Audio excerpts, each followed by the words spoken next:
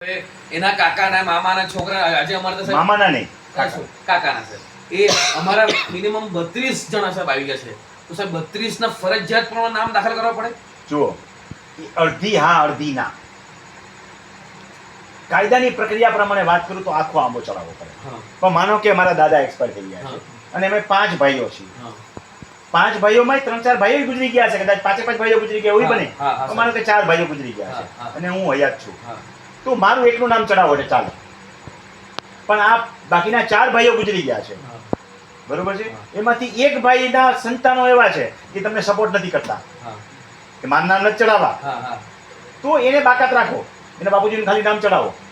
આ ભાઈઓ સહમત છે એના બાપુજી ગુજરી ગયા છે હું તો ખુદ હયાત છું હું કહું મારા છોકરાનું નામ નથી ચડાવો તો હાલે મારું નામ ચડાવો પણ જે વ્યક્તિ ગુજરી ગયો છે એનું નામ તો ફરજિયાત ચડાવો મારું નામ ચડાવો એનું નામ ચડાવો હવે તમારા ફાધર ગુજરી ગયા છે આમાં તો તમારે વારસદાર રાખી ચડાવી નાખો એમનો ખાલી એકનું નામ ચડાવો પછી એના છોકરા લડશે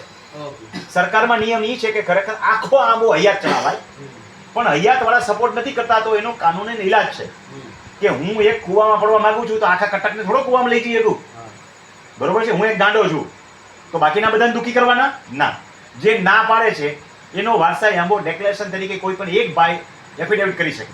અમારા દાદાનું એફિડેવિટ અમારા 4 માંથી કોઈ પણ એક કરી શકે એક વ્યક્તિ એફિડેવિટ કરે છે કે રમણીકભાઈ ના વારસદારો સપોર્ટ નથી કરતા કે રમણીકભાઈ ખુદ સપોર્ટ નથી કરતા તો રમણીકભાઈ નામ બતાવી દો ભાઈ રમણીકભાઈ નું લડશે આપણે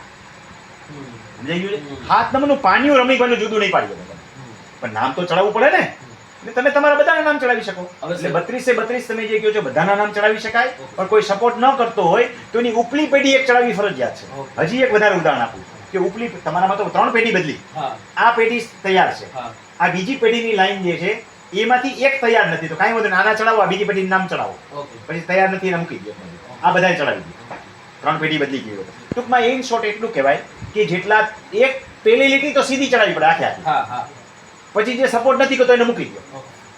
બીજી લીટીમાં જેટલા સપોર્ટ કરે છે બધા ચડાવો બીજી લીટીમાં એક સપોર્ટ નથી કરતો એને મૂકી દો ત્રીજી લીટીમાં જેટલા સપોર્ટ કરે છે બધાને છેલ્લે સુધી ચડાવી દો છેલ્લે ક્યાં સુધી ચડાવવાના